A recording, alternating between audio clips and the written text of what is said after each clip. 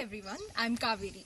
Did you know that about 86.3% of people worldwide aged 18 or above have reported of having consumed alcohol regularly or at some point of their life?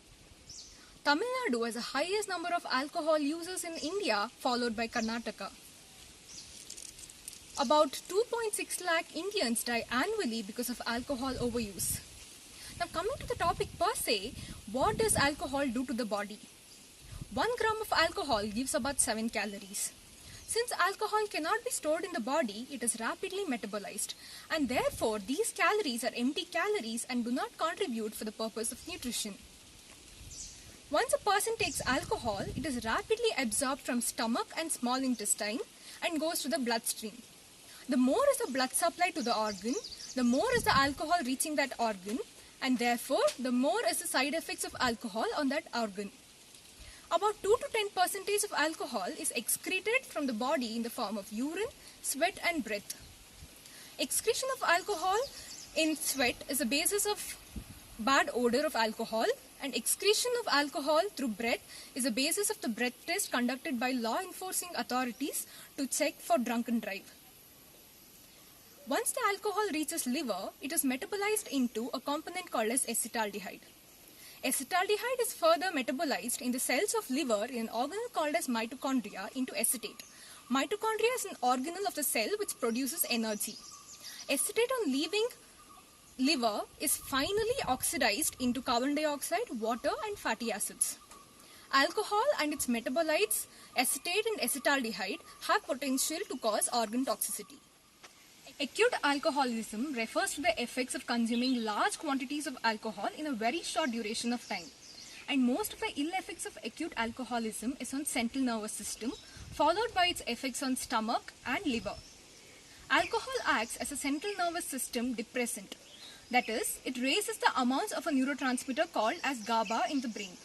GABA is a neurotransmitter which has major inhibitory effects in the body, and therefore it suppresses the brain when its levels are increased in the brain. Alcohol levels of about 100 mg per deciliter in the body causes behavioral changes and impairment in awareness, attention, memory and thinking. Blood levels of alcohol of about 100 to 200 mg per deciliter causes lack of coordination, impaired judgment and drowsiness. Stupor and coma occurs when the blood levels of alcohol reaches 300 mg per deciliter. When the blood levels of alcohol reach 400 mg per deciliter, it causes depression of the medullary center, it causes a state of anesthesia and death due to respiratory arrest. And the level 400 mg per deciliter of alcohol in blood is reached when a person consumes about 12 to 14 small pigs. However, in chronic alcoholics, they have developed a state called as tolerance and adaptation, and therefore they can withstand the previously mentioned amounts of alcohol without any serious health effects. When a person takes alcohol regularly and the amount is enough to harm him socially, psychologically and physically, he is said to be in a state called as chronic alcoholism. And the major organs affected are liver, by alcoholic liver disease and cirrhosis, which presents as jaundice, pancreas, chronic calcifying pancreatitis and acute pancreatitis, gastrointestinal tract, the person faces gastritis, peptic ulcers and esophageal varices which may cause fatal bleeding, central nervous system, degeneration of neurons, impaired vision, etc., central vascular system, cardiomyopathy, stroke, arrhythmias where the heartbeat is not normal and increased blood pressure. Hormonally speaking, the levels of testosterone in males comes down, which causes atrophy of the testes, lack of potency and development of gynecomastia and feminism in males. These people are also susceptible for developing infections. The hematopoietic system, that is a blood forming mechanism in these people, gets altered and they suffer from anemia. These people are also prone to developing cancers of upper digestive and upper respiratory tract. Most importantly, not all those who indulge in alcohol abuse develop serious illness. It depends on certain factors like the pattern of drinking.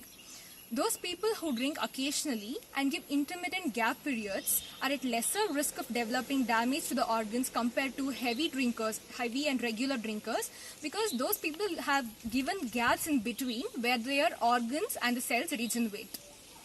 Females are more susceptible to the damages of alcohol on liver because there's an enzyme called as alcohol dehydrogenase in liver. These enzymes in females are less efficient in breaking down alcohol. Therefore, intact alcohol reaches cells, organs and bloodstream. Therefore, females feel high earlier and they are more susceptible to liver damage compared to men. Comorbidities like infectious diseases, hepatitis B, hepatitis C and malnutrition are contributing factors for damage of alcohol on organs. The genes that the person are born with play a major role in determining the rate at which alcohol is metabolized in the body. Now coming to the guidelines for safe drinking, on an average 1 or 2 drinks per day is usually safe.